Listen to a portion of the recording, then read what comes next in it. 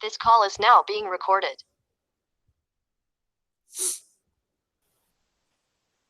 हाँ तो सर बोलोगे लास्ट बेटा कुछ बोल दो हाँ बोल सर दो हाँ कुछ। सर हाँ सर सर लास्ट में हमने वो कल जो किया था ना वो कार्बन वाला कि उसमें सिलेक्ट कर रहे थे कि एंटी मार्कोनिकॉफ और मार्कोनिकॉफ को कहाँ लगाना है एप्लीकेशन वाला। और आप फिर लास्ट में क्वेश्चन पूछ रहे थे सर कि कौन सा रूल कहाँ लगेगा। वो तो बहुत पहले बताया था बेटा। केमिकल प्रॉपर्टीज ऑफ अल्कोहल में हम लोगों ने reaction involving cleavage of OH bond में मेटल बेस और एस्टरिफिकेशन, ये सारी रिएक्शन देखी थी हमने। और उसके बाद में फिर हमने reaction involving cleavage of C O H bond में डिहाइड्रेशन ऑफ अल्कोहल तक कल कंप्लीट कर लिया था। एक जो पार्ट था बेटा वो ऑक्सीडेशन ऑफ अल्कोहल वाला पार्ट था। वो मैंने आपको बताया था बेटा कि अगर स्ट्रॉन्ग ऑक्सीडाइजिंग एजेंट जैसे KMnO4 लेते हो आप लोग, तो अल्कोहल का ऑक्सीडेशन पहले अल्डिहाइड में हो जाता है और अल्डिहाइड बाद में फर्दर ऑक्सीडाइज होकर कार्बोक्सिलिक एसिड भी बना लेता है। ठीक है। लेकिन अगर आप लोग एक वीक ऑक्सीडाइजिंग एजेंट लेते हो, वीक ऑक्सीडाइजिंग एजेंट में कौन सा हो सकता है? पेरिडीनियम क्लोरोक्रोमेट, TCC से जिसको आप रिप्रेजेंट करते हो, ये सब याद है आपको? ठीक है ना। तो ये सब एनसीईआरटी में पढ़ा हुआ है हम लोगों ने। तो पेरिडीनियम क्लोरोक्रोमेट अगर आप लेते हो तो आप लोगों का जो अल्कोहल है वो अल्डिहाइडिक स्टेज तक ऑक्सीडाइज होकर रुक जाता है। ठीक है। अल्कलाइन KMnO4 एक स्ट्रॉन्ग ऑक्सीडाइजिंग एजेंट है। K2Cr2O7H2SO4 एक स्ट्रॉन्ग ऑक्सीडाइजिंग एजेंट है। तो ये सब चीजें मैंने आपको बोला था कि ये ऑक्सीडेशन वाला पार्ट है जिसको हमने डिटेल में एनसीईआरटी में खत्म कर लिया था बेटा। ठीक है। तो इसके अलावा कुछ और एक्स्ट्रा इन्फॉर्मेशन है वो मैं देना शुरू करता हूँ। अभी आज कितने लोग हैं? 8 ही लोग हैं, बताओ। 4 लोग नहीं है अभी तक। आदित्य बेटा कल क्या तेरे को प्रॉब्लम हो गई, तू कल नहीं आया था? सर मेरा वाईफाई बंद था, कोई लेक्चर अटेंड नहीं कर पाया मैं तो। और फिर फोन था तो उसमें मैं नहीं कर पाया, मेरी बहन कर रही थी अटेंड। हम्म। और कौन एब्सेंट है अभी? पंकज, पंकज दिख रहा है क्या आज? पंकज नहीं है। आलिया भी नहीं दिख रही है। सर उसको फीवर है। एब्सेंट है आज। Yes sir. क्या हुआ उसको? फीवर आलिया को। अच्छा अच्छा। तो अभी कितने हो गए? 3 एब्सेंट है। आयुषी है, खुशी है, पिनाक है क्या? Yes sir. हाँ पिनाक भी है। Yes sir. ऋषभ आ गया? ऋषभ अभी ज्वाइंट हुआ? Yes sir. हम्म, पहले ज्वाइंट हो गया था सर, फिर बाद में भी ज्वाइंट। अच्छा अच्छा। अब्दुल? अब्दुल भी नहीं है। पंकज आ गया, चलो, है ना। अब्दुल को क्या हो गया? अभी 8-10 दिन का वेकेशन के बाद वापस? अब्दुल और सर आलिया भी शायद फिर से नेट चले इश्यू गए। का वो एंटर तो हुआ था शायद। एंटर हुआ था सर क्या? सर आ रहा है सर, आ रहा है सर, उसका मैसेज आया अच्छा है। ठीक है। चलो तो फिर है ना, आलिया को खाली फीवर है, वो नहीं है, बाकी सारे हैं फिर। चलो है ना, अभी देखो जरा अच्छे से, ये आप लोग के जो आज करवाने वाला हूँ entrance exam point of view से बहुत ज़्यादा इंपॉर्टेंट है। ठीक है बेटा। Yes sir. चलो, कल भी हम लोगों ने काफ़ी सारी चीज़ें पढ़ी थी। ठीक है ना। आप लोग को एटलीस्ट मुझे मैंने कल PDF शेयर कर दिया आप लोगों के साथ में? हाँ सर आ PDF गई। भेजा कि नहीं बेटा? भेज दिया क्या PDF मैंने? कल के लेक्चर का यस सर। PDF भेजा था? Yes sir. भेज दिया ना। चलो ठीक है, तो PDF तो मैंने भेज दिया था। तो ये आप लोग पढ़ो बेटा, है ना यार। डिटेल में पढ़ना पड़ेगा क्योंकि फिर आपका हाल फिर वैसा ही होगा। अभी तो मैं आपको पूरी थियरी करवा रहा हूँ, जब क्वेश्चन करवाना शुरू करूंगा तो फिर आप लोग वही बैठे रहोगे बेटा। तो अभी आप लोग को क्वेश्चन अगर अच्छे से करने हैं तो ये थियरी बहुत अच्छी समझी हुई होनी चाहिए, और एनसीईआरटी तो समझी भी होनी ही चाहिए, और जो एक्स्ट्रा है वो सब कुछ पता होना चाहिए बेटा। ठीक है, तभी जाके आप कर पाओगे क्वेश्चंस। ठीक है, चलो। तो अभी हम लोग स्टार्ट करने जा रहे हैं ऑक्सीडेशन। ऑक्सीडेशन आप लोग को पता तो है बेटा, तो ऑक्सीडेशन किस तरह से करवाना है। वैसे फिर भी मैं थोड़ा सा लिख देता हूँ। कल मैंने डिहाइड्रेशन ऑफ अल्कोहल के ऊपर तो क्वेश्चन भी करवाए थे प्रैक्टिस के लिए। अब जैसे मान लो कि अगर ऑक्सीडेशन की बात कर रहे हैं तो मैंने आप लोग को सिखाया है ना बेटा, strong oxidizing agent. Strong oxidizing agent क्या होता है? तो आप लोगों ने बोला था, एक तो आपको याद ही रहता है अल्कलाइन KMnO4, याद है बेटा हाँ KMnO4, sir. Sir alkaline KMnO4। एक और स्ट्रॉन्ग ऑक्सीडाइजिंग एजेंट होता है, वो होता है K2Cr2O7। K2Cr2O7। और साथ में हम लोग ऐसे एसिडिक मीडियम रखते हैं ना, K2Cr2O7 के लिए H2SO4 की प्रेजेंस बहुत जरूरी होती है।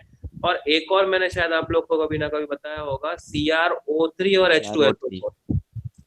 याद है बेटा इसको क्या बोलते हैं? ये नेम रिएजेंट है बेटा, इसको हम लोग जोन्स रिएजेंट बोलते हैं। CrO3 और H2SO4 को जोन्स रिएजेंट भी बोला जाता है, याद है? इसको हम लोग क्या बोलते हैं? Jones reagent. तो ये एक पता होना चाहिए आपको, जोन्स रिएजेंट। तो ये सब स्ट्रॉन्ग ऑक्सीडाइजिंग एजेंट है। स्ट्रॉन्ग ऑक्सीडाइजिंग एजेंट और वीक में डिफरेंस क्या है, खाली मैं वो आपको समझाने की कोशिश कर रहा हूँ। वो बताया ही है वैसे तो, लेकिन अब फिर से बता देता हूँ एक बार। RCH2OH अगर स्ट्रॉन्ग ऑक्सीडाइजिंग एजेंट के कांटेक्ट में आया तो सबसे पहले इसके पास से 2H रिमूव करता है वो, और वो बन जाता है अल्डिहाइड। लेकिन क्योंकि स्ट्रॉन्ग ऑक्सीडाइजिंग एजेंट है, फर्दर रिएक्शन और ऑक्सीडेशन हो जाती है और ये बना देता है R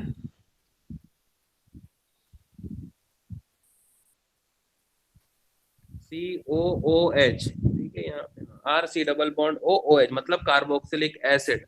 एसिड। और कल मैंने शायद आप लोग को बताया भी था कि अगर मीथेनॉल है तो बॉडी में जाके वो मीथेनॉल बनाता है और उससे मीथेनोइक एसिड बनाता है, और मीथेनोइक एसिड के वजह से बॉडी में हम लोग को क्या होती है? ब्लाइंडनेस।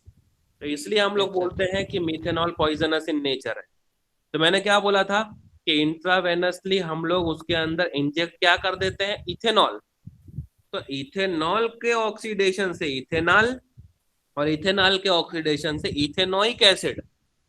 तो जब तक बॉडी इथेनोइक एसिड बनाती होती है तब तक मीथेनॉल एज इट इज पड़ा होता है। तो किडनी को टाइम मिल जाता है उसको एक्सक्रीट करने का, तो हम लोग मीथेनॉल के पॉइजनिंग से बच सकते हैं। तो मीथेनॉल पॉइजनस है, जबकि इथेनॉल के अंदर इंटॉक्सिकेटिंग इफेक्ट है। ये कल मैंने आपको समझाया था, तो बस वही रिएक्शन की वजह से समझाया था। यही रिएक्शन की हेल्प से ये होता है बेटा, है ना। और अगर मान लो कि इसकी जगह पे आप लेते क्या? Weak oxidizing agent. अगर वीक ऑक्सीडाइजिंग एजेंट लेते आप लोग तो बताओ क्या होता? ये रिएक्शन यही स्टेज तक रुक जाती बेटा। अल्कोहल से सिर्फ अल्डिहाइड बनता, कार्बोक्सिलिक एसिड कभी भी नहीं बनता।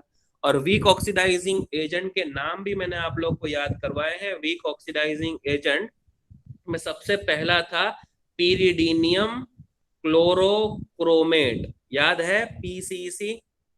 पीरिडीनियम क्लोरोक्रोमेट। ठीक है, आपसे Yes, अभी याद रखोगे, थोड़ा सा एक्स्ट्रा भी याद रखना पड़ेगा कि इसी को, पीरिडीनियम क्लोरोक्रोमेट को ही हम लोग कोरेज रिएजेंट बोलते हैं। ठीक है, इसको हम लोग क्या बोलते हैं? कोरेज रिएजेंट। ठीक है, और एक और इसके अंदर होता है, वो होता है क्रोमियम ट्राइऑक्साइड पीरिडिन कॉम्प्लेक्स। ठीक है, जैसे ये पहला हो गया, ये तो आपको पता था बेटा, पीरिडीनियम क्लोरोक्रोमेट, वो नाम भी आपको पता है। और दूसरा इसके अंदर होता है ना बेटा, CrO3। CrO3, तो ये हो गया आपका क्रोमियम ट्राइऑक्साइड। और पीरिडिन के साथ में वो कॉम्प्लेक्स बनाया हुआ होता है, तो वो ऐसा होता है C5H5N। ये ऐसा कॉम्प्लेक्स बनाया हुआ होता है। इसको हम लोग बोलते हैं क्रोमियम ट्राइऑक्साइड के साथ पीरिडिन का complex, chromium trioxide pyridine complex. ठीक है, और ये भी वीक ऑक्सीडाइजिंग एजेंट ही है PCC के जैसा। और ऐसे रिएजेंट को हम लोग बोलते हैं बेटा,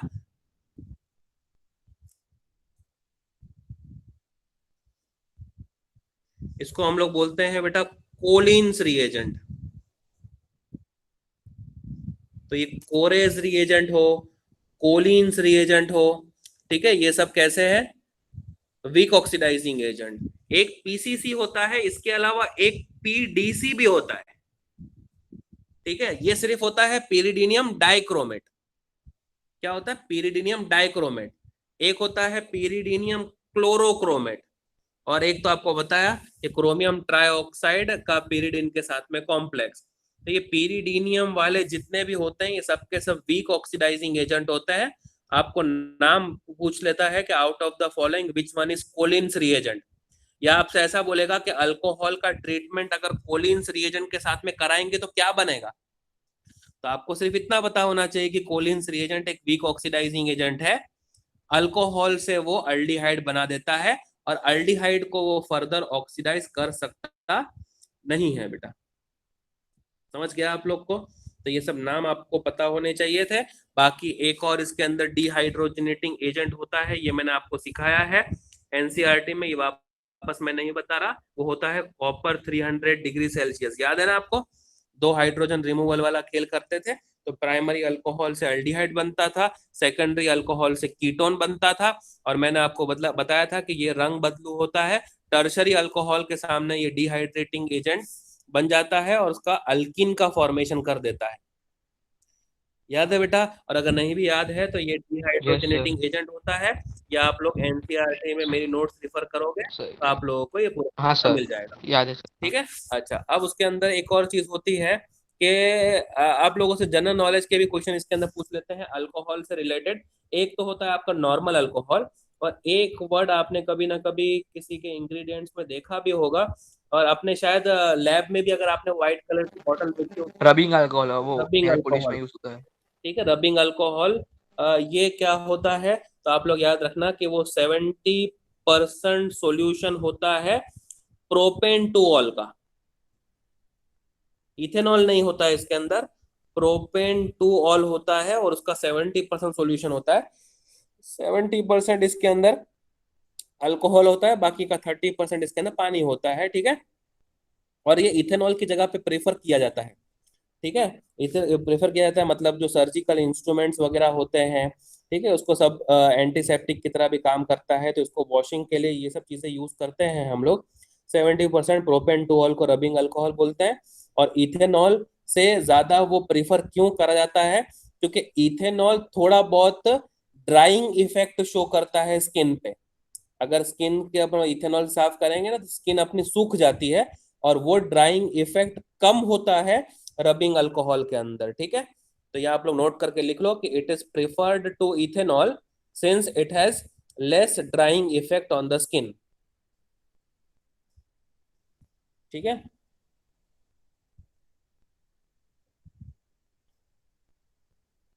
यस सर। कभी कभी बाई चांस आप लोगों ने Yes, sir. इंजेक्शन लगाया हो तो वो कॉटन पे रबिंग अल्कोहल लेते हैं और वो जगह पे रब करते हैं, आपने पता हो आपको तो, है ना। तो एंटीसेप्टिक की तरह स्किन पे यूज करा जाता है इंजेक्शन देने से पहले। जब आपको पता होगा बेटा, रबिंग अल्कोहल तो सुना होगा, लेकिन इंग्रेडिएंट क्या होते हैं अगर वो नहीं पता थे तो वो मैंने आप लोग को बता दिया। और वो भी इसका इथेनॉल से प्रिफर क्यों करा जाता है, क्योंकि इट हैज, क्या लिखेंगे, less drying effect on the skin. ऐसे Yes, sir. जनरल नॉलेज वाले क्वेश्चन आपसे पूछे जाते हैं बेटा, तो इसलिए मैंने आप लोग को पूरा का पूरा ये बता रहा हूँ। और ये एनसीईआरटी में वगैरह आप लोगों को नहीं मिलेगा, तो ये सब अच्छे से आप लोग नोट्स प्रिपेयर करना, तो जाके आप क्वेश्चन कर पाओगे। और एट द एंड, मतलब ये चैप्टर पढ़ाने के बाद में, जैसे मैंने पॉलीमर की टेस्ट ली थी वैसे मैं इसका भी टेस्ट लेने वाला हूँ। ठीक है, और सबको अच्छे मार्क्स आने चाहिए। ठीक है, जैसे अगर और केमिकल प्रॉपर्टीज ऑफ अल्कोहल और फिनॉल की बात करें बेटा, तो बाकी सब तो मैंने करा ही दिया है। जैसे कोलबेज रिएक्शन भी पता है ना, कोलबेज रिएक्शन किसी को याद है बेटा? कोलबेज रिएक्शन क्या थी अभी? कोलबेज रिएक्शन क्या थी?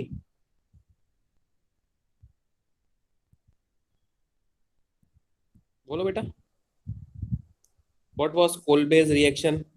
याद है? कोलबेज और रीमर टीमैन, ये मैंने दो आप लोगों को केमिकल प्रॉपर्टीज, अभी आप लोग कंबाइन कर रहे हैं अल्कोहल और फिनॉल केमिकल प्रॉपर्टीज। सर याद है। हाँ सर, याद है हाँ, सर। बोलो बोलो। फिनोल से NOH को मतलब क्या है? It was the formation sir of, last में वो सैलिसिलिक एसिड सैलिसिलिक बनता एसिड। था। It salicylic is acid. The formation of salicylic acid. और अगर आपको याद हो तो रीमर टीमन में थोड़ा सा चेंज किया था, सैलिसिलिक एसिड नहीं बना था, उसमें सैलिसल्डिहाइड बना था। यस ठीक है, सैलिसल्डिहाइड बना था। अब सैलिसिलिक एसिड का स्ट्रक्चर आप लोग को सीधा सीधा पूछ लेंगे तो भी कोई दिक्कत नहीं है ना बेटा। सैलिसिलिक एसिड का स्ट्रक्चर याद होना चाहिए कि फिनॉल तो फिनॉल था ही बेटा, इतना तो हिस्सा लिया था। और सैलिसिलिक एसिड का मतलब एसिड ग्रुप को उसके ऑर्थो पोजीशन पे इंट्रोड्यूस कर दिया था हम लोगों ने, तो सैलिसिलिक एसिड आपका था ये वाला, ठीक है। अच्छा, इससे मैंने आप लोगों को एक चीज बताई थी, फार्मास्यूटिकल यूज करके बताया था इसका। ये किसी को याद है बेटा, फार्मास्यूटिकल यूज क्या बताया था मैंने? सैलिसिलिक एसिड का सर? सैलिसिलिक एसिड से एक चीज बनाते हैं हम एस्प्रिन, लोग। एस्प्रिन। हाँ, एस्पिरिन बनाते हैं बेटा, अगर आप लोग को और याद ये हो। Salicylic acid sir skin disease के लिए यूज हो जाता है। हाँ, वेरी गुड बेटा। ना एस्पिरिन का फॉर्मूला क्या था? नहीं यो सर एस्पिरिन फॉर्मूला का याद नहीं है, तो क्या एस्प्रिन है करने तो। से एस्पिरिन बनता था बेटा? सैलिसिलिक एसिड तो कोलबे से बना दिया आपने, फिर हाँ। एस्पिरिन अगर आपको बनाना है तो फिर क्या करोगे इसका? सर वो इसके ही नाम, ये पूरा रिमन नाम लगा एज है। इट इज होता है बेटा, सैलिसिलिक रिमन एसिड। टीमर, हाँ, रिमन। रीमर हाँ ऐसा बोल रहा है? हाँ सर। अरे रीमर तो अलग है, सैलिसल्डिहाइड बनाने की मेथड है। मैं ऐसा पूछ रहा हूँ हाँ। कि सैलिसिलिक एसिड अपने पास आ गया, हम्म। एस्पिरिन बनाना है तो क्या करेंगे? इसमें क्या करने का होता है? Sir CH3COOH। CH3COOH, ठीक है। CH3COOH लेगा क्या? क्या एसिड का कोई डेरिवेटिव लेता है? एसिड का कोई डेरिवेटिव लो, उसमें ऑलरेडी COH है तो COH वाले कंपाउंड से मत रिएक्ट कराओ, इसको एसिटाइलेशन करवाना है। कल की क्लास में मैंने आप लोग को एसिटाइलेशन भी फिर से एक बार सिखाया था। मैंने आपको बताया था कि या तो आप एसिड का क्लोराइड ले लो, या तो आप एसिड का एनहाइड्राइड ले लो, या आप एसिड भी ले सकते हो वैसे, लेकिन क्योंकि इसके अंदर ऑलरेडी COH ग्रुप है तो मैं एसिड लेना प्रीफर नहीं करता। तो अब क्या बन जाएगा? क्या ग्रुप इंट्रोड्यूस हुआ था याद है आप लोग को? तो ये जो COH वाला पार्ट है ना, वो एज इट इज रहा था, लेकिन ये जो OH है उसमें एसिटाइल ग्रुप का इंट्रोडक्शन हो गया था। तो ये क्या बन गया था? O, C double bond O और CH3। इसको हमने बोला था एसिटाइल सैलिसिलिक एसिड, और एसिटाइल सैलिसिलिक एसिड का ही नेम क्या होता है बेटा? एस्प्रिन। एस्पिरिन। एस्पिरिन की दो प्रॉपर्टी आपको याद रखना है, कुछ हद तक वो हाँ एनाल्जेसिक्स सर। के फॉर्म में भी यूज होता है और एंटीपायरेटिक भी यूज होता है। हाँ सर, एनाल्जेसिक वो का, हार्ट अटैक आता है तो पहले ये देते थे कि खून हाँ पतला हो ठीक है, जाए। एनाल्जेसिक का मतलब क्या होता है? पेन को रिलीव करना है, ठीक है। हम्म। और एंटीपायरेटिक का मतलब बॉडी के टेम्परेचर को भी डाउन करता है ये। तो एसिटाइल सैलिसिलिक एसिड, ठीक है, समझ में आ गया आप लोग को? यस ठीक है, सर। अब इसके अंदर और कुछ है बेटा, सैलिसिलिक एसिड से आप फिनाइल सैलिसिलेट भी बना सकते हो। फिनाइल सैलिसिलेट, मिथाइल सैलिसिलेट, ठीक है। जैसे मैं आपको समझाऊं, ये तो समझ में आ गया ना, सैलिसिलिक एसिड से एसिटाइल सैलिसिलिक एसिड को एस्पिरिन बोलते हैं। इनफैक्ट हम्म। ये तो एनसीईआरटी में करा था हम लोगों ने। जैसे अपने हाँ पास में अगर सैलिसिलिक एसिड है, ये हो गया आपका बेंजीन, बेंजीन के ऊपर आ गया OH, और यहाँ होता है आपका COOH, ठीक है। अब फिनाइल सैलिसिलेट बनाना है, मतलब ये H को हटाना है और फिनाइल ग्रुप डालना है। तो सामने से रिएक्शन किसकी कराऊंगा मैं?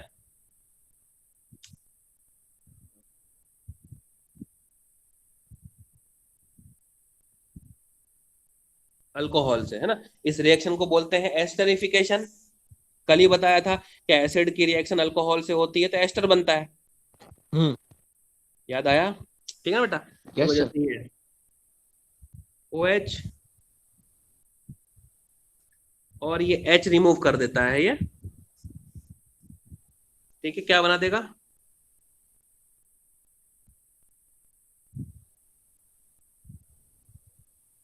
बेंजीन के ऊपर OH वैसे के वैसा रहेगा, CO ऐसे कैसा रहा, यहाँ का O, और ये बना दिया आपका C6H5। तो फिनाइल और सैलिसिलेट, नाम भी लिखता यस हूँ, सर। याद रखो बेटा, ये सब चीजें याद रखनी है। फिनाइल हम्म। सैलिसिलेट,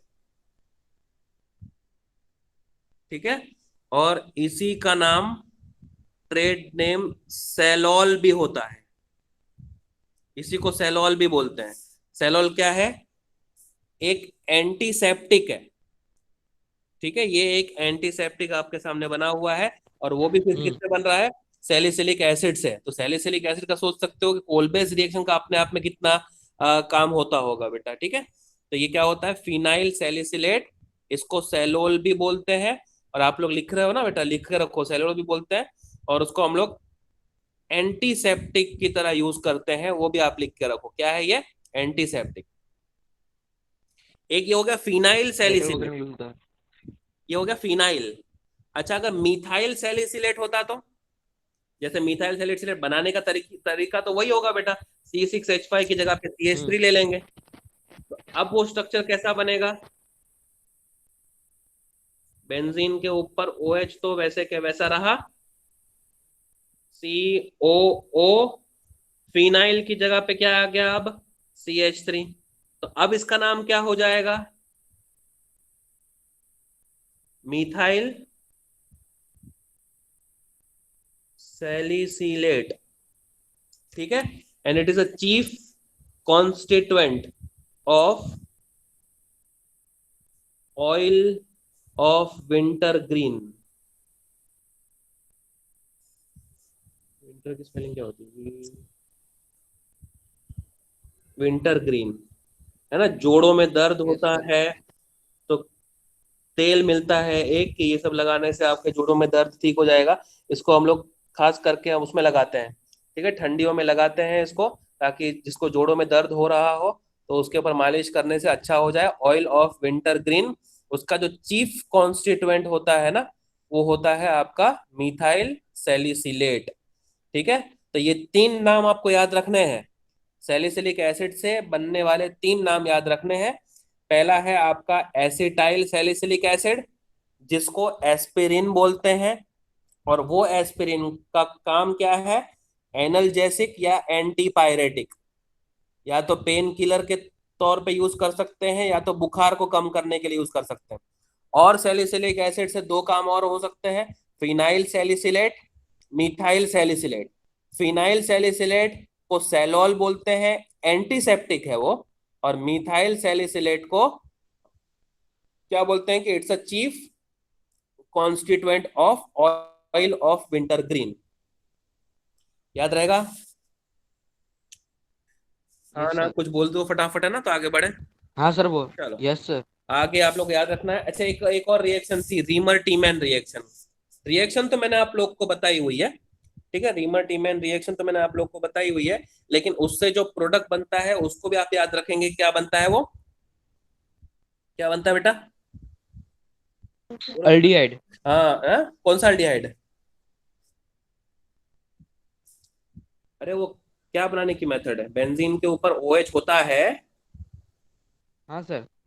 यहाँ से हम स्टार्ट करते हैं। आपको पता है बेटा, क्लोरोफॉर्म NaOH से CaCl2 जाता है और बाद में वो CHO में कन्वर्ट होता है। तो वो अगर नहीं भी याद है आप लोग को, तो ये मैं वापस नहीं बताने वाला, रीमर टीमैन आपको मैंने थियरी में बताया हुआ है। Yes sir. काम है अपना, प्रोडक्ट क्या बनेगा? बोलो बेटा यार, यहाँ पे क्या आएगा? तो पहले तो CHCCl3 आएगा। बेटा मैं बोल रहा हूँ डायरेक्ट प्रोडक्ट बताओ, मेरे को मेथड नहीं CHO चाहिए आएगा। बेटा, आपको पता है। पहले क्लोरोफॉर्म से रिएक्ट करके CHCl2, वो सब पता है आपको। आप मुझे बताओ बनेगा क्या? सर CHO आएगा, अल्डिहाइड आएगा। हाँ, अल्डिहाइड आएगा। और ये अल्डिहाइड को बोलते क्या है? ये सैलिसिलिक अगर ये अल्डिहाइड है। OH और COH को सैलिसिलिक एसिड बोलते हैं, हाँ ये सैलिसिलिक अल्डिहाइड है। सैलिसिल्डिहाइड बनाइए, ठीक है। हम्म। मतलब रीमर टीमैन से आप कौन से ग्रुप को इंट्रोड्यूस करते हो? सैलिसिल्डिहाइड, मतलब CHO ग्रुप को इंट्रोड्यूस करते हो आप, ठीक है। लेकिन हाँ, ये इसमें ऑर्थो प्रोडक्ट मेजर बनता है, लेकिन ऐसा नहीं कि पैरा प्रोडक्ट नहीं बनता है, लेकिन कुछ हद तक पैरा प्रोडक्ट भी इसके अंदर बनता है। Small amount of para hydroxy benzaldehyde का फॉर्मेशन भी इसके अंदर होता है। लेकिन मान लो कि हम लोगों ने क्या किया कि ऑर्थो पे ऑलरेडी फिनॉल को सब्स्टिट्यूटेड रखा। जैसे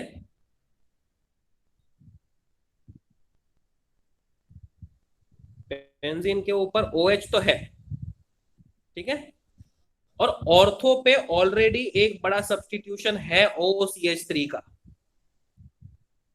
ठीक है। अब अगर इसका रीमर टीमैन आप कराते हो तो CHO ग्रुप का इंट्रोडक्शन कौन से पोजीशन पे बढ़ जाएगा?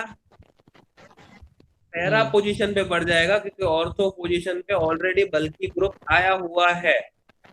तो यस रिपल्शन सर। को हटाने के लिए अब CHO ग्रुप मैक्सिमम क्वांटिटी में कहाँ पे जाएगा? CHO ग्रुप पैरा पोजीशन पे जाएगा, ठीक है। ये और ये एक नामचीन कंपाउंड है, इसको याद रखना रहता है बेटा। IUPAC नाम तो आप दे ही सकते हो, इसको आप लोग क्या बोल सकते हो? वेनिलीन, ठीक है। सब कुछ लिख के रखो तो बेटा फटाफट, इसको हम लोग क्या बोलते हैं? वेनिलीन, ठीक है।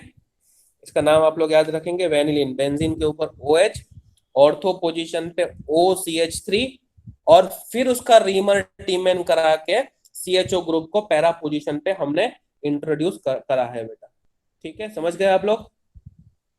और अगर पैरा पोजीशन को ऑलरेडी ब्लॉक कर देते तो, पैरा पोजीशन को अगर ऑलरेडी ब्लॉक कर देते तो CHO ग्रुप कहाँ जाता फिर? सिर्फ और सिर्फ मेटा पे आ जाता है। मेटा पे तो जाएगा ही नहीं, कभी जिंदगी में नहीं जाएगा। OH group ortho para directing group है बेटा।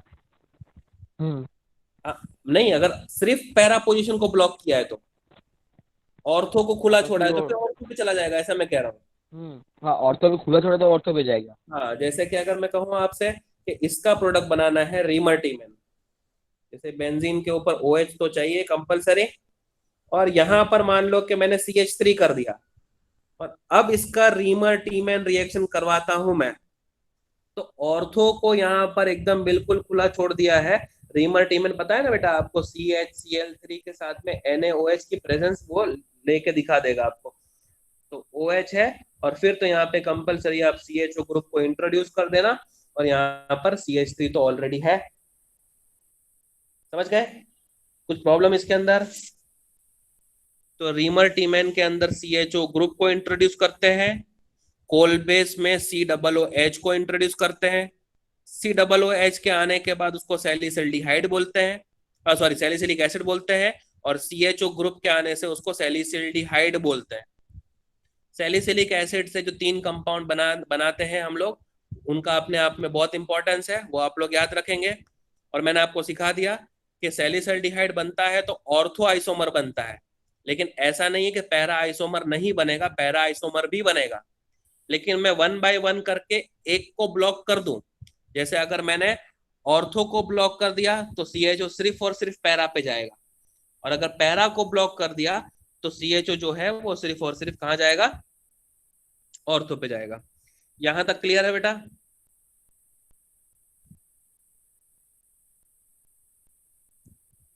बोलो बोलो बेटा, कुछ बोलो जल्दी, यहां तक क्लियर है?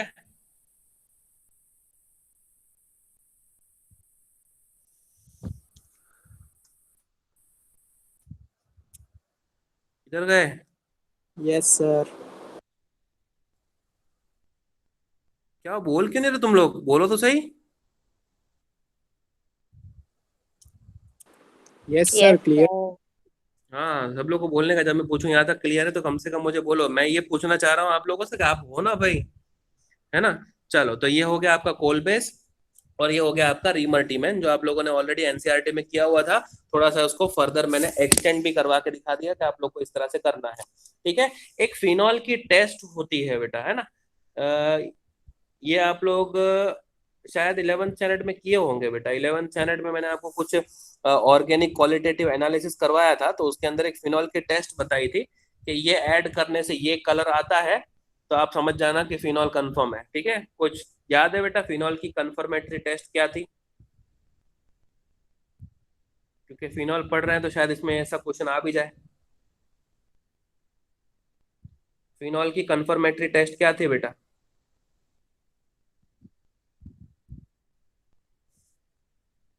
फिनॉल आप लेते थे टेस्ट ट्यूब के अंदर, और क्या ऐड करते थे उसके अंदर? बनाया हुआ ही पड़ा होता था न्यूट्रल FeCl3, और इससे कौन सा कलरेशन आता है? वायलेट, ठीक है। वायलेट कलरेशन आना, इसका मतलब ये इंडिकेशन है कि गिवन टेस्ट ट्यूब के अंदर आपका क्या प्रेजेंट है बेटा? फिनॉल प्रेजेंट है, ठीक है। तो फिनॉल में न्यूट्रल FeCl3 डालने से वो कौन सा कलर शो करता है? वायलेट कलर, है ना। कुछ कैरेक्टरिस्टिक, मतलब उसके अंदर कुछ इंप्योरिटीज वगैरह प्रेजेंट है, तो वो वायलेट ना शो करके कभी कभी कौन सा कलर शो करता है? ब्लू।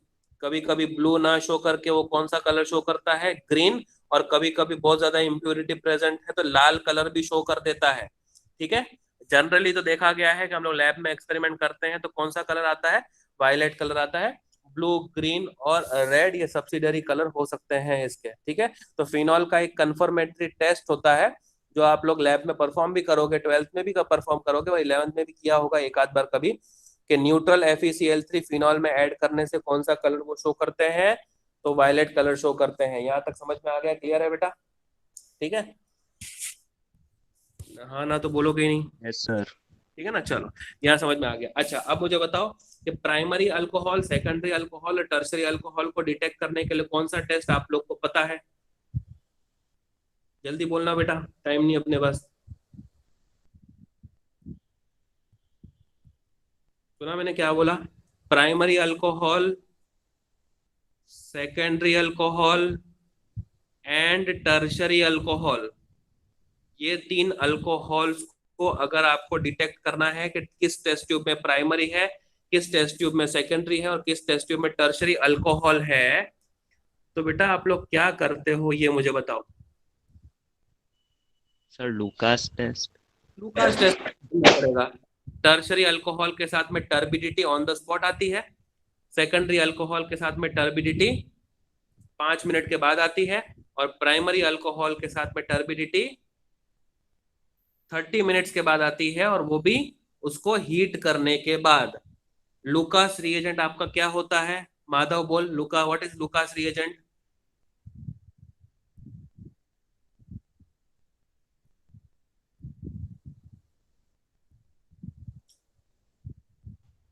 हाँ सर। लूकास रिएजेंट क्या होता है बेटा, लूकास रिएक्शन की रिएजेंट सर। रिएजेंट, उसकी तो बात हो रही है यार, तू इतना एब्सेंट माइंडेड की तरह बात कर रहा है बेटा, आप लोग थोड़ा सा अटेंटिव रहो यार। एक्चुअली सर नेट खराब है ना, इसलिए सर, इसलिए मैं 2 बार पूछ रहा है सर, क्योंकि मेरे को सुना ही नहीं थी इसलिए। हाँ सर, लूकास रिएजेंट वो जिंक और क्लोराइड का होता है ना, हाँ, एनहाइड्रस जिंक क्लोराइड और HCl का, हाँ, और HCl का कॉम्बिनेशन, ठीक है ना। हाँ सर। और मैंने आपको बताया कि ये आप लोग को ऑलरेडी पता है कि टर्शरी अल्कोहल के अंदर आप लूकास रिएजेंट डालोगे तो टर्बिडिटी इमीडिएटली अपीयर हो जाती है। कल भी बात करी थी इस बारे में। सेकेंडरी अल्कोहल के साथ में टर्बिडिटी आते आते 5 मिनट जैसा लगता है और प्राइमरी अल्कोहल के साथ में टर्बिडिटी जो है वो 30 मिनट्स तक वेट करने के बाद भी उसको हीट करने के बाद आती है, ठीक है। तो ये एक टेस्ट जिसको हम लोग लूकास टेस्ट बोलते हैं, ये आप लोगों को ऑलरेडी पता है कि यहाँ ऐसी लूकास टेस्ट जैसी कोई चीज होती है, ये आप लोग को पता है। लेकिन एक और टेस्ट आपके सिलेबस में है, ये भी पता होना चाहिए, उसको बोलते हैं विक्टर मेयर टेस्ट।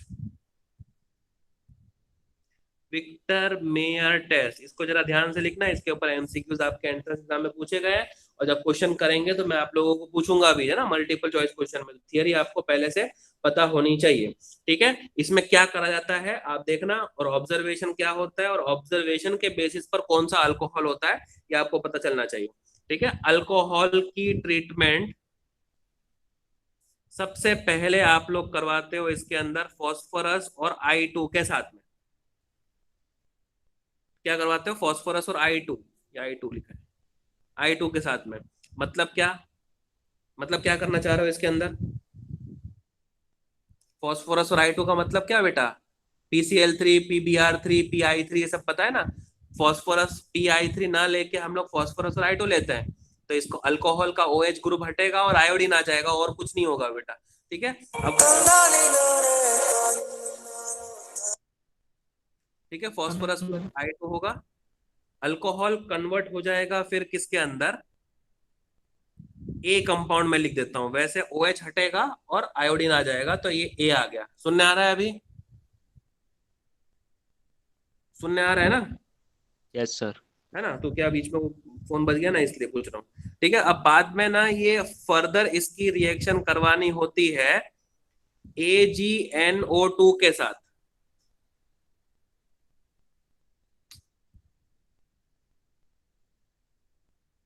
AgNO2 के साथ में तो B बनता है। ये स्टेप्स बता रहा हूं कि पहले टेस्ट ट्यूब के अंदर आप PI3 वाला एजेंट डालोगे, फॉस्फोरस प्लस I2, बाद में आप लोग डालोगे उसके अंदर AgNO3, फिर उसकी रिएक्शन B की रिएक्शन आप NaNO2 और HCl मतलब डायजोटाइजेशन वाला काम करोगे तो ये किससे रिएक्शन कराओगे? HNO2, और जो बनेगा उसके अंदर आप लोगों को क्या करना है? NaOH या KOH डालना है। ये बन गया D। ये चार चीजें आप लोगों को करनी है। पहले P+I2, बाद में AgNO2, बाद में HNO2 और बाद में NaOH। ठीक है, NaOH मतलब उसको अल्कलाइन किया हुआ है हमने। वैसे ये रिएक्शन जो है वो बहुत बड़ी रिएक्शन है, एज सच अपने को पढ़ने की जरूरत नहीं, हमको तो विक्टर मेयर टेस्ट पता होना चाहिए खाली। पहले क्या डाला? Phosphorus plus I2। दूसरे स्टेप में क्या डाला? AgNO2। फिर क्या डाला? HNO2, डायजोटाइजेशन मतलब। और फाइनली मिक्सचर को क्या किया हमने? अल्कलाइन कर दिया बाय एडिंग NaOH या KOH। ठीक है, अब जो कलरेशन आपको मिलती है उसके बेसिस पर डिसाइड होता है कि गिवन टेस्ट ट्यूब के अंदर प्राइमरी, सेकेंडरी या टर्शरी अल्कोहल में से कुछ था। अगर प्राइमरी अल्कोहल होगा, अगर वो अल्कोहल होगा प्राइमरी अल्कोहल, तो उसके अंदर जो कलरेशन आएगी वो कौन सी आएगी बेटा? तो वो आएगी ब्लड रेड कलरेशन। तो ब्लड रेड कलरेशन का इंडिकेशन है कि गिवन कंपाउंड आपका प्राइमरी अल्कोहल था। ठीक है, अगर कलरेशन ब्लड रेड ना आके कौन सी आ गई? ब्लू, तो आप लोग बोलोगे कि वो सेकेंडरी अल्कोहल है। और अगर कोई कलर अपीयर ही नहीं हुआ, इसका मतलब कैसा रहा टेस्ट ट्यूब? कलरलेस का कलरलेस रहा, तो वो अल्कोहल क्या रही होगी आपकी? Tertiary alcohol. This is about Victor Meyer test. ये भी एक तरह से कंफर्मेटरी टेस्ट है। अल्कोहल के बाद में कौन सा अल्कोहल है? प्राइमरी, सेकेंडरी या टर्शरी। ठीक है, समझ में आया आप लोग को क्या करना है? Yes sir. ठीक है, चलो एक जन को रिपीट करो बेटा, चलो बोलो, रिपीट करो। ये विक्टर मेयर टेस्ट आप लोग के entrance exam point of view से बहुत ज्यादा इंपॉर्टेंट है। राज जरा बोल के बता क्या करेंगे। सर पहले अल्कोहल को अपने P+I2 से करेंगे, ठीक, फिर AgNO2 से, उसके फिर बाद AgNO2 HNO2 से, फिर HNO2 से। Very good. और उसके बाद लास्ट में अल्कलाइन करने के लिए NaOH से। ठीक है, तो ये टेस्ट ट्यूब लैब के अंदर आप लोग को ये चार स्टेप करने के बाद में फिर ऑब्जर्वेशन लिखना है कि यस सर। अगर आपका ब्लड रेड कलरेशन आया तो कौन सा alcohol? Primary, blue colourless colour आया तो सेकेंडरी और कलरलेस तो टर्शरी। कलरलेस तो टर्शरी, और ब्लू कलरेशन आया तो बेटा कौन सा अल्कोहल प्रेजेंट है? तो सेकेंडरी Secondary। अल्कोहल प्रेजेंट है। तो ये तीन ये टेस्ट आपको पता, लूकास के साथ तो आपको पता ही चल चुका है अभी कि टर्बिडिटी अगर इमीडिएटली आई तो टर्शरी अल्कोहल, 5 मिनट के बाद आई तो सेकेंडरी, और 30 मिनट्स के बाद आई वो भी हीट करने पर तो प्राइमरी। यहाँ पर तो क्या है कि अगर टर्बिडिटी का टाइम आप जज नहीं कर पा रहे हो तो आप इतना तो देख सकते हो कि वो लाल कलर है, ब्लू कलर है या कलरलेस है। तो इससे तो ये कंफर्म हो ही जाएगा कि प्राइमरी अल्कोहल है, सेकेंडरी अल्कोहल है या टर्शरी अल्कोहल है बेटा। चलो समझ में आ गया आप लोग को, है ना? यस। एक होता है बेटा आयोडोफॉर्म टेस्ट। ठीक है, आयोडोफॉर्म टेस्ट वैसे है ना, आयोडोफॉर्म टेस्ट जो होता है एक्चुअली ये हेलोफॉर्म रिएक्शन होती है। ये हम लोगों को अल्डिहाइड कीटोन्स और कार्बोक्सिलिक एसिड में पढ़ने की बाकी है। ठीक है, एक अल्डिहाइड कीटोन्स कार्बोक्सिलिक एसिड में एक टेस्ट होती है, एक रिएक्शन होती है जिसको हम लोग बोलते हैं हेलोफॉर्म रिएक्शन। लेकिन क्योंकि इसके ऊपर क्वेश्चन आप लोगों के एमसीक्यू में पूछे जा सकते हैं, इसलिए मैं आपको आइडिया देते हुए चलता हूँ। ठीक है, एक होती है बेटा हेलोफॉर्म रिएक्शन, और वही अगर हेलोजन कौन सा हो, आयोडीन, तो उसको हम लोग बुलाते हैं आयोडोफॉर्म रिएक्शन। ठीक है, क्या बुलाते हैं इसको? आयोडोफॉर्म रिएक्शन बुलाते हैं। येलो कलर की पीपीटी होती है आयोडोफॉर्म की। तो जहां पर कलर आ गया ना, वहां पर वो अपने आप में एक टेस्ट बन जाता है कि ये टेस्ट है। ठीक है, आयोडोफॉर्म, जैसे मैं आपको बताऊं आयोडोफॉर्म का फॉर्मूला क्या होगा बेटा? CHI3। क्या होगा? Iodoform will be CHI3। ठीक है, जैसे क्लोरोफॉर्म पता है ना आपको, CHCl3। Yes sir. रिमर टीमन वही यूज करते थे, CHCl3 क्लोरोफॉर्म। अगर वो CHBr3 हो जाए तो ब्रोमोफॉर्म, अगर CHI3 हो तो उसी को आयोडोफॉर्म बोलेंगे। और ये कैसा होता है? तो येलो कलर के प्रेसिपिटेट्स होते हैं। प्रेसिपिटेट पता है ना बेटा, सॉलिड मास होगा उसके अंदर। जैसे आप लोगों ने शायद 11 चैनल में पिक्रिक एसिड डालने पर येलो कलर के प्रेसिपिटेट आए होंगे, ठीक है। बहुत पुरानी बात कर रहा हूं मैं, माफी चाहता हूं इसके लिए, लेकिन येलो प्रेसिपिटेट का मतलब समझ में आया? Yes sir. अरे बाबा एकदम आप थोड़ा सा सेशन को इंटरेक्टिव बनाओ यार, हाँ ना, कुछ एकदम एनर्जी नहीं दिख रही है आप लोग के अंदर, तो पता नहीं क्या सर है। मैंने बोला यस सर। हाँ तूने बोला बेटा, लेकिन मेरे को बाकी 11 जीव जंतुओं का ख्याल आ रहा है। माधव का तो नेट इशू है लगता है, ऋषभ तो है ही नहीं लगता है। आदित्य कहाँ चला गया? आदित्य है कि नहीं है? बताओ तो यार, बीच बीच में इस तरह से लेक्चर छूटेगा आप लोग का तो क्या समझ आएगा? फिर वही आयोडोफॉर्म टेस्ट मेरे को जब क्वेश्चन आएंगे तो वापस बताना पड़ेगा, है ना, तो यही तकलीफ हो जाती है फिर।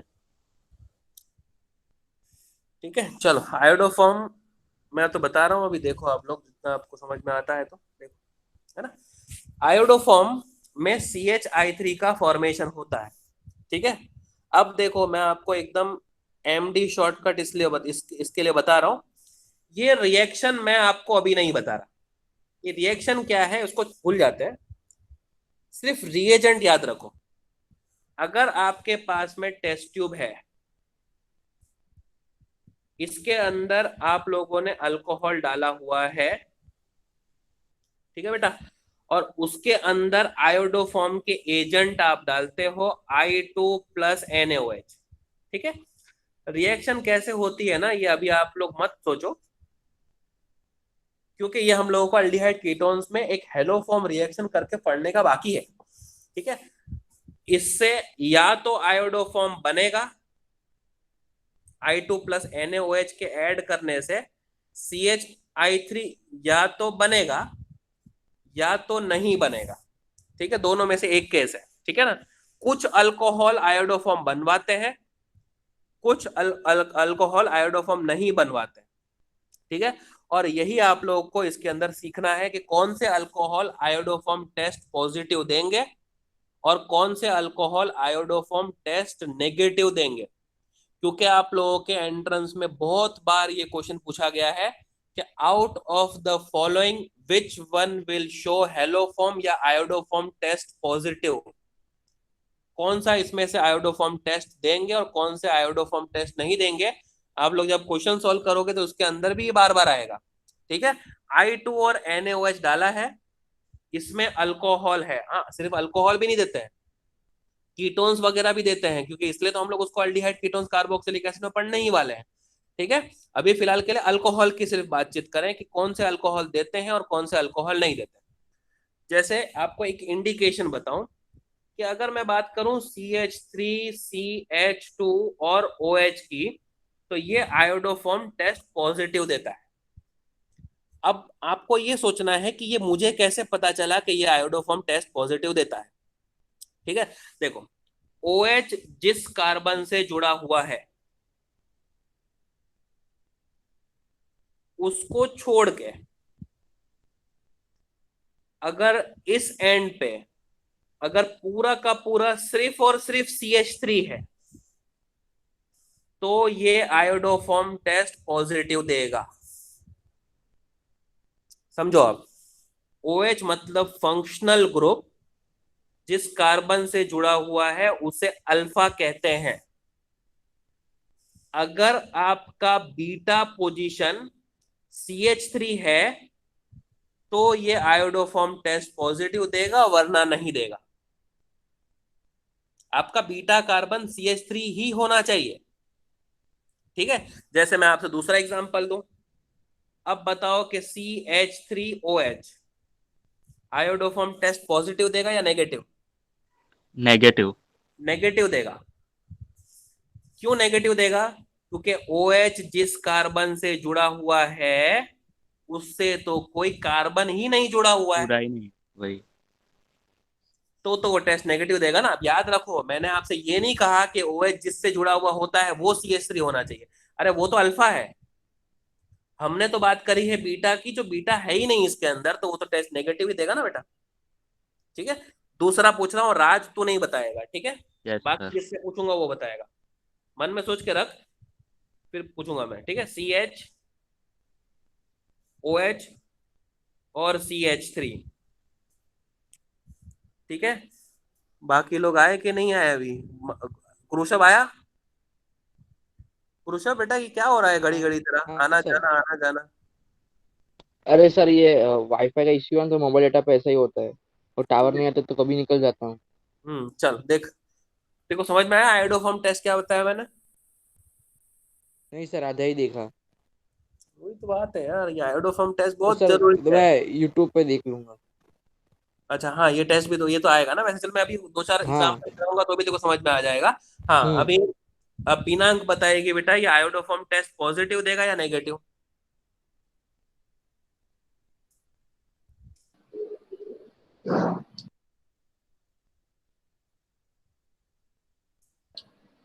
पॉजिटिव। पूछ रही है, बता रही है बेटा? कंफ्यूज। पूछ रही है ना। पॉजिटिव लग रहा है। पॉजिटिव लगना नहीं चाहिए कुछ भी बेटा, या तो पॉजिटिव होगा या तो नेगेटिव होगा। और मैंने आपको टेक्निक बता दी है बेटा। अब टेक्निक में आपको क्या नहीं समझ में आ रहा बता, देखो ये जो स्ट्रक्चर है, इसको क्या आप ऐसे लिख सकते हो? CH3 CH OH और CH3 यस सर। लिख सकते हो ना बेटा? ये जो CHOH है, ये कुछ और नहीं है बेटा, कार्बन के ऊपर OH जुड़ा हुआ है और कुछ नहीं। अब मोहम्मद यस सर ने सर। क्या टेक्निक बताई, एकदम जबरदस्त टेक्निक बता दी, आपको रिएक्शन से मतलब ही नहीं होगा बेटा। OH जिस कार्बन से जुड़ा है वो अल्फा, अब अल्फा से दो दो कार्बन जुड़े हुए हैं, बीटा कार्बन इसके अंदर दो है, दोनों को चेक कर लो। ये भी CH3 है और ये भी CH3 है, और बीटा कार्बन अगर CH3 है तो आयोडोफॉर्म टेस्ट तो पॉजिटिव ही मिलेगा। यही तो सिखा रहा हूं ना बेटा कब से। Yes sir. Beta carbon CH3 वाला होना चाहिए, दैट इज इट। जैसे ये ले लो, CH3 CH2 CH2 और OH। चलो बोलो, नहीं उसे हमने रैंडम आंसर नहीं, मेरे को आंसर चाहिए अभी आयुषी से। मैं बोलूँ सर? नहीं, रुक जा रुक जा,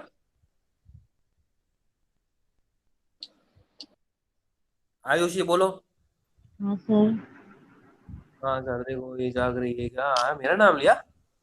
हाँ। अचानक उसको होश आया। हाँ बोलो, नहीं क्या सर, आयोडोफॉर्म बस टेस्ट पॉजिटिव आएगा? क्या? आयोडोफॉर्म टेस्ट पॉजिटिव आएगा आयुषी बेटा इसका। हम लोग केमिस्ट्री पढ़ रहे हैं और केमिस्ट्री हाँ में सर, आयोडोफॉर्म पता है टेस्ट। सर, पता है। हाँ, क्या लगता है बेटा, whether this alcohol will give iodoform test positive और नॉट? Sir positive. पॉजिटिव मिलेगा ना? हाँ। क्रोशब क्या लगता है बेटा? देखो नहीं नहीं मिलेगा मिलेगा। सर। नेगेटिव। हाँ देखो बेटा, OH जिससे अटैच है वो अल्फा है, छोड़ दो उसको, अल्फा को अपने को कोई मतलब नहीं। हाँ, उससे अल्फा जो से जो कार्बन, जुड़ा हुआ है वो बीटा वो है, CH2 है। वो CH3 क्योंकि नहीं है, बीटा हम्म। वाला CH3 नहीं है, तो आयोडोफॉर्म टेस्ट ये शो करेगा नेगेटिव।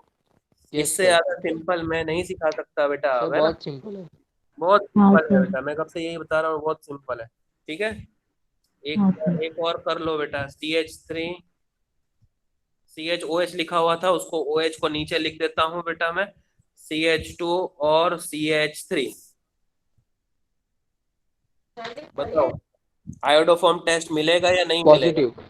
पॉजिटिव मिलेगा। देखो OH जिससे जुड़ा हुआ है वो पार्ट अल्फा, और अल्फा से इस तरफ ये भी बीटा है और इस तरफ ये भी बीटा है, लेकिन हमने बोला है कि एक भी बीटा अगर CH3 है तो पॉजिटिव। ये वाले बीटा की तरफ से आयोडोफॉर्म टेस्ट नहीं मिलता, लेकिन यहाँ पर एक और बीटा है ना जो बेटा CH3 है, और अगर वो CH3 है तो आयोडोफॉर्म का टेस्ट कैसा मिलेगा बेटा आपको? पॉजिटिव मिलेगा, दैट इज। समझ में आ गया? अभी कोई तकलीफ इसके अंदर यहाँ तक कुछ है? तो मैंने नहीं आपको सर, कोई तकलीफ नहीं है। नहीं सर, कोई तकलीफ नहीं, बता दिए है ना। जैसे कि आपको क्या है, कभी कभी ना एक लॉन्ग क्वेश्चंस आते हैं केमिस्ट्री के अंदर, एक ब्रांच होती है जहाँ पे आप लोग को लॉन्ग क्वेश्चंस पूछे जाते हैं।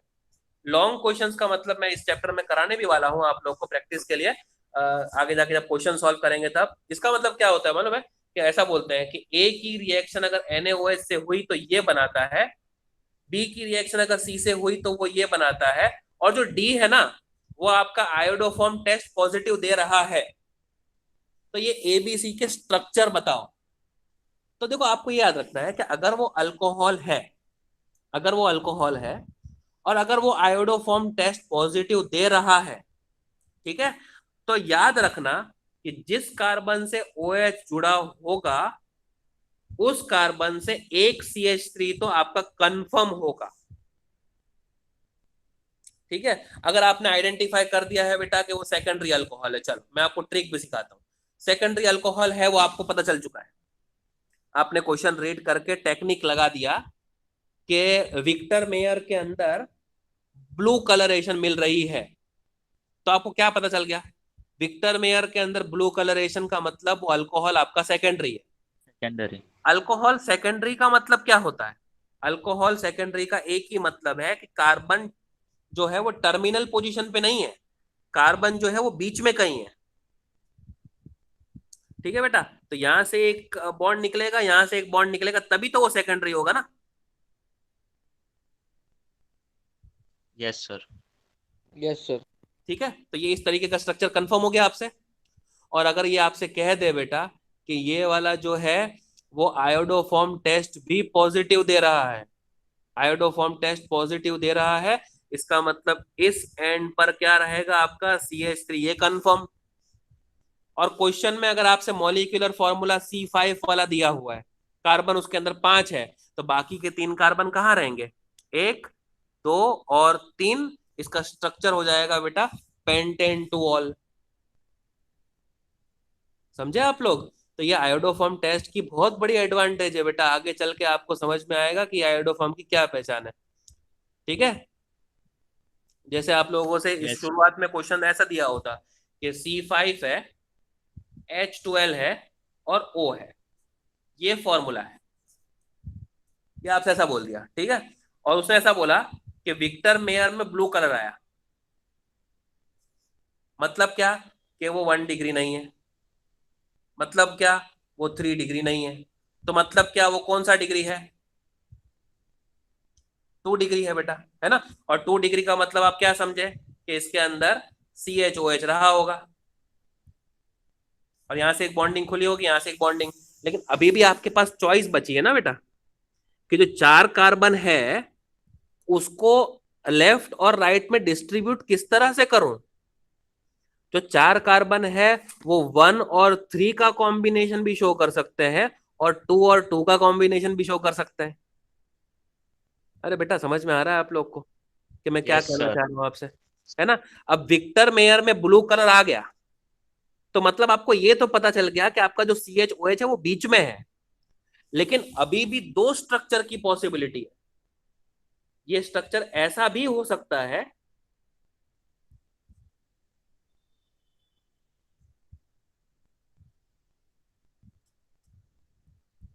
और ये स्ट्रक्चर ऐसा भी हो सकता है।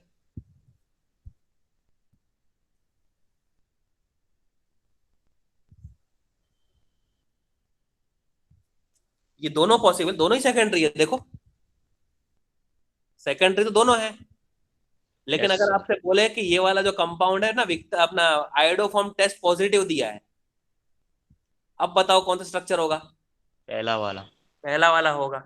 और अगर आपसे बोलता कि हाँ ये सर। वाला जो है ना वो आयोडोफॉर्म टेस्ट नेगेटिव दे रहा है, तो फिर ये वाला होता। ठीक है, समझे? तो आप लोगों ने इंटरनल सेकेंडरी के अंदर भी OH की पोजीशन आइडेंटिफाई करके बता दी यूजिंग आयोडोफॉर्म टेस्ट। तो आयोडोफॉर्म टेस्ट का अपने आप में बहुत एडवांटेज है, इसलिए मैंने आप लोगों को अभी फिलहाल के लिए सिखा दिया। रिएक्शन क्या होती है ना अभी एज सच अपने को कुछ इंपॉर्टेंट नहीं है। रिएक्शन हम लोग सीखेंगे अल्डिहाइड कीटोन्स कार्बोक्सिलिक एसिड में, कि वो रिएक्शन होती किस तरह से है, ये मैं आपको समझाऊंगा बाद में। ठीक है, समझ में आ गया इतना? कुछ Yes, प्रॉब्लम sir. उसके अंदर नहीं ना, है ना। अब No. मैंने आप लोगों को आज एक अल्कोहल का नाम सिखाया था, रबिंग अल्कोहल। रबिंग अल्कोहल क्या होता है ये मेरे को बताएगा आदित्य, अगर है तो। होगा ही नहीं ना आदित्य, होगा ही नहीं।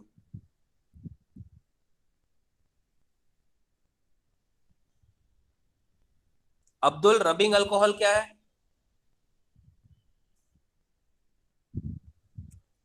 रबिंग अल्कोहल बेटा आज के लेक्चर में बताया, डॉक्टर के पास जब सुई खाने के लिए जाते हैं तो वो एक अल्कोहल से पहले रब करता है, वो रबिंग अल्कोहल क्या होता है बेटा?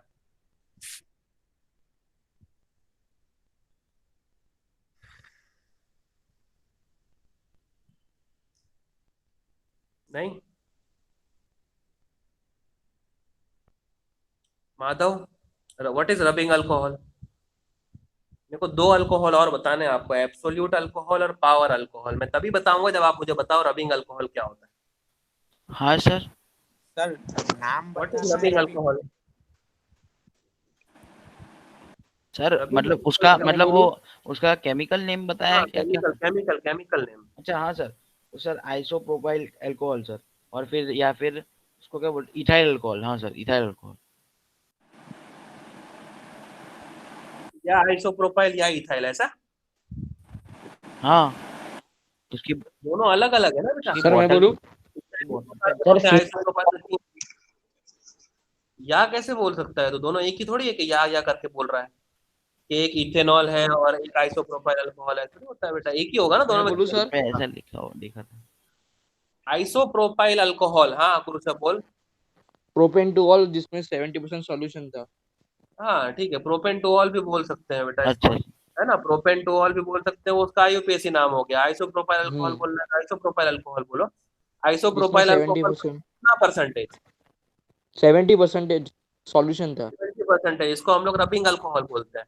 और मैंने अच्छा। आपको ये सिखाया था कि इथाइल अल्कोहल के ऊपर उसको 70। प्रीफर किया जाता है रबिंग के लिए। आजकल हम लोग आइसोप्रोपाइल अल्कोहल यूज करते हैं क्योंकि हाँ उसका जो सर। ड्राइंग इफेक्ट है ना, वो अल्कोहल के कंपैरिजन में कम है।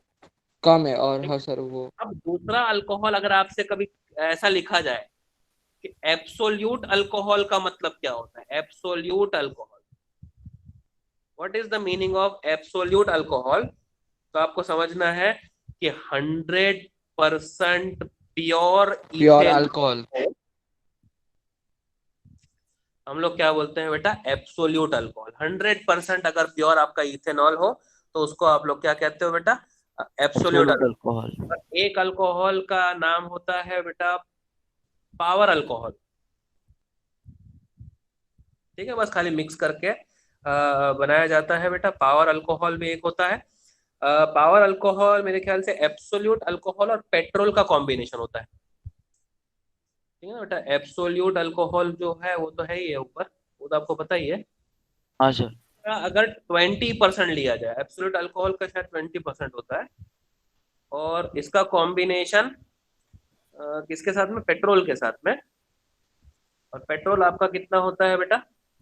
80% जैसा होता है। ठीक है, और पेट्रोल और अल्कोहल तो मिक्स नहीं होगा ना बेटा, ये तकलीफ हो जाएगी।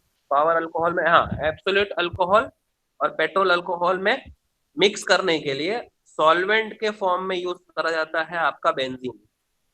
Okay sir. ठीक है, क्योंकि पानी में तो ये लोग कंबाइन ही नहीं होंगे। ठीक है बेटा, बेंजीन में दोनों कंबाइन हो जाएंगे, 20% और 20:80 के रेशियो में कंबाइन होंगे। इसको हम लोग बेटा पावर अल्कोहल भी बोलते हैं। तो ये अल्कोहल के ऊपर देखा गया है कि जनरल नॉलेज टाइप के क्वेश्चन भी पूछ ले रहे हैं वो लोग, तो ये आप लोग जरा याद रखना, ठीक है ना? तो यह आपका मैंने आप लोग को कंप्लीट करवा दिया जितना भी JEE नीट वाला पार्ट था, किसके अंदर?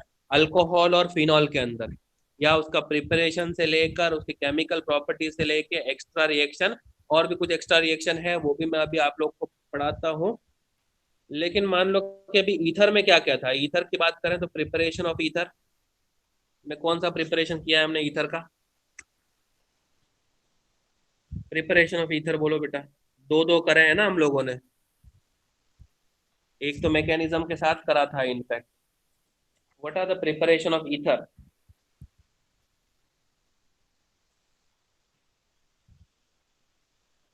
बोलो। क्या सर? प्रिपरेशन को प्रिपेयर करने के मेथड बोलो फटाफट, एनसीईआरटी में जो पढ़े हो आपने।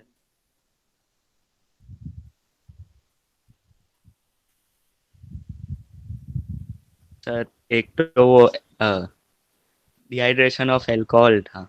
हाँ, अल्कोहल का डिहाइड्रेशन, लेकिन कौन सा वाला डिहाइड्रेशन?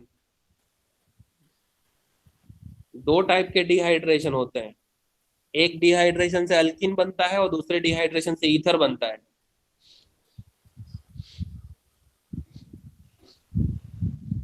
कौन सा डिहाइड्रेशन?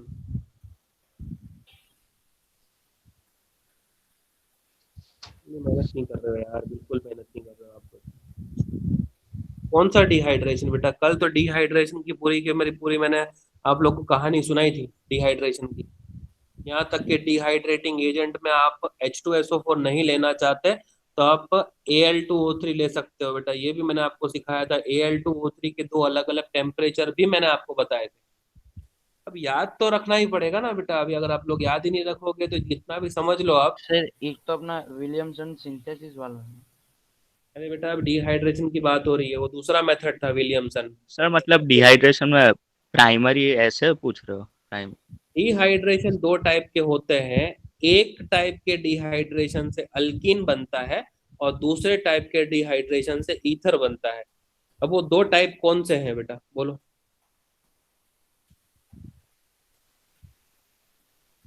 दोनों अलग अलग टेम्परेचर पे होते हैं। एक 443 पे होता है और एक 413 पे होता है। चलो ये भी बता दिया। सर 443 443 वाला है, ये वाला है, ये याद है मुझे वो नाम। ये 443 वाला है ऐसे।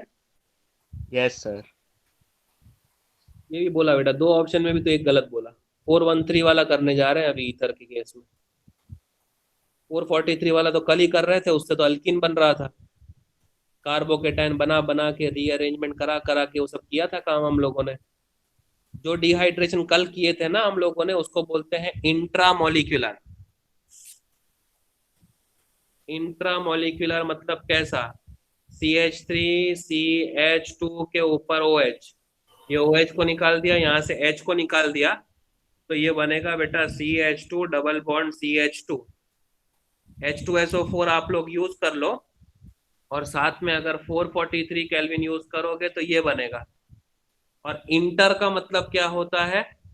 तो CH3CH2 और OH प्लस दूसरा मॉलिक्यूल CH3CH2 और OH, ये दूसरा मॉलिक्यूल। तो यहाँ से OH को निकालो, यहाँ से H को निकालो, इसको बोलते हैं इंटरमॉलिक्यूलर। H2SO4 के साथ में 413 केल्विन यूज कर लो तो ये बनेगा CH3 आपका, फिर CH2 आपका, फिर O। कौन सा वाला O? ये वाला तो निकल चुका है ना। O के बाद में CH2 और CH3, इसको बोलते हैं इथॉक्सी इथेन। ये आपका ईथर हो गया बेटा, है ना। ये दो मॉलिक्यूल के बीच क्या डिहाइड्रेशन है उसको बोलेंगे इंटरमॉलिक्यूलर। ये एक ही मॉलिक्यूल में था, इसको बोलेंगे इंट्रामॉलिक्यूलर। इंट्रा 443 पे होता है, इंटर 413 पे होता है। कल बताया था नहीं बताया था? बोलो बेटा। यस कल सर। बताया था ना ये मैंने आप लोग को, है ना। डिहाइड्रेशन में तो कार्बोकेटाइन बनता है, कार्बोकेटाइन का रीअरेंजमेंट करवा करवा के आपने H शिफ्ट, कल आपने मिथाइल शिफ्ट, इतना सब कुछ किया है इसके अंदर, है ना। तो ये आप लोग को याद तो रखना ही पड़ेगा, ठीक है। और दूसरा था विलियमसन। विलियमसन को डिटेल में मैंने आप लोगों को एनसीईआरटी में करवाया है। आर क्या हो सकता है, आर डैश क्या हो सकता है, ठीक है। टर्शरी क्यों नहीं हो सकता आपका अल्काइल हैलाइड, वो सारी डिटेल सिखाई है। वो आप लोग आज घर पे बैठ के आराम से पढ़ लेना, ठीक है। और एक तीसरा मेथड भी होता है ईथर के प्रिपरेशन का, जो हमने एनसीईआरटी में नहीं देखा है, उसी को मैं समझाने जा रहा हूँ अभी। सिंपल सा मेथड है, इसको हम लोग बोलते हैं यूजिंग डाईएजोमीथेन, ठीक है। पहले के सिलेबस में था लेकिन एनसीईआरटी में से बाद में निकाल दिया। डायजोमीथेन, डायजोमीथेन भी होता तो अल्कोहल से ही है। CH3 CH2 OH, ठीक है, अल्कोहल इथेनॉल। और डायजोमीथेन आपका होता है CH2 और N2, है ना। दो नाइट्रोजन एक कार्बन पे, CH2N2। अब क्या होता है पता है, जब इसकी रिएक्शन हम लोग करवाते हैं ना तो कैटलिस्ट यूज करना पड़ता है आपको HbF4। और क्या होता है कि ये H आपका CH2 से कंबाइन हो जाता है। ये जो N2 है वो नाइट्रोजन गैसियस स्टेट में एस्केप कर जाती है और ये आपका बन जाता है CH3CH2 और ये ऑक्सीजन से जुड़ जाएगा और H और CH2 कंबाइन होके बेटा बन जाएगा आपका CH3। तो CH3 CH2 O CH3 ये बन गया आपका ईथर। लेकिन ये मेथड का लिमिटेशन क्या होगा कि ऑक्सीजन से लगने वाला एक अल्काइल ग्रुप तो हमेशा ही क्या होगा, मिथाइल। एक अल्काइल ग्रुप हमेशा मिथाइल होगा, क्योंकि अल्कोहल में यहाँ पे हमेशा H होगा और डायज़ोमीथेन में हमेशा यहाँ पे CH2 होगा। तो H और CH2 यहाँ पे तो CH3 रहेगा। अब यहाँ पे कुछ भी हो सकता है, मतलब इसको जो लोगे उसके हिसाब से ये आपका आते जाएगा। ठीक है, समझ में आ गया? Yes sir. तीसरा मेथड आपका डायज़ोमीथेन हो गया। मैं आपको और एक मेथड समझा सकता हूँ, वो भी देखो। चलो अल्कीन में एडिशन करते हैं। जैसे CH3 है, C पे CH3 है, डबल बॉन्ड आपका हो गया CH2।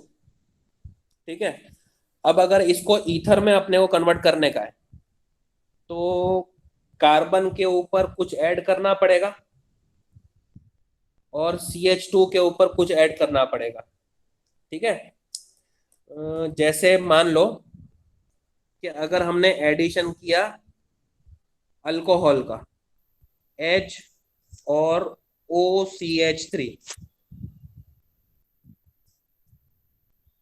CH3, ठीक है, तो अब ऐसा कर सकते हो बेटा कि ये H को आप यहाँ भेज दो, OCH3 को नहीं, उल्टा बोल दिया बेटा, टर्शरी अल्कोहल ज्यादा स्टेबल होगा ना।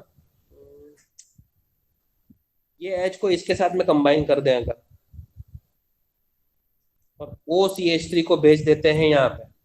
एक तरह से एडिशन करना था हम लोग को। ठीक है, तो ये क्या बन जाएगा बेटा, CH3, C के ऊपर CH3, ये CH2 एक H लेने के बाद क्या बना देगा आपका CH3, और ये कार्बन के ऊपर कौन सा ग्रुप आके चिपक जाएगा, OCH3। तो ये भी एक तरह से ईथर हुआ ना, COC वाला बॉन्डिंग हो गया इसके अंदर। ठीक है, तो ऐसे भी ईथर बन सकता है, मतलब कार्बन कार्बन डबल बॉन्ड में आप अल्कोहल का एडिशन करवा के भी ईथर बना सकते हैं। ठीक है बेटा, कुछ समझ में, कुछ डाउट बेटा कुछ है तो बोलो।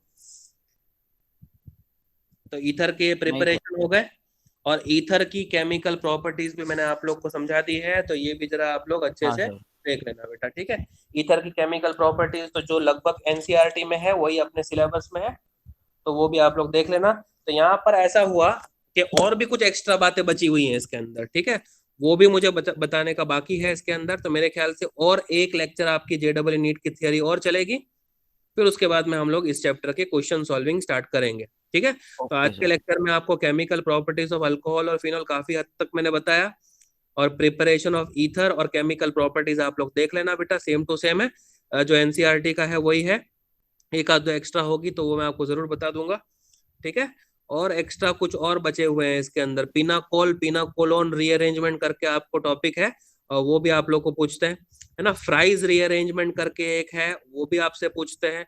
तो ये सब जो नामचीन रिएक्शन और बच गए हैं जो एनसीईआरटी में दूर दूर तक नहीं दिए हुए हैं, वो आप लोगों को मैं कल के लेक्चर में पढ़ाऊंगा। तो कल के लेक्चर में हम लोग इस चैप्टर के JEE नीट की थियरी कंप्लीट कर देंगे, और उसके बाद में फिर आराम से हम लोग इसके क्वेश्चन सॉल्व कर पाएंगे फिर। ठीक है, तो कल मिलते हैं हम लोग 9 बजे। ठीक है, हाँ सर, यस। और ये PDF में ओके आपको सर। शेयर कर देता हूँ।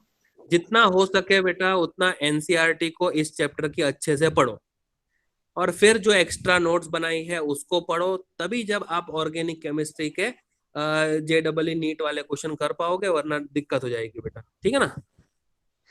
Yes okay sir. Sir. Okay, bye बेटा, चलो बाय सर। Bye sir. अच्छा।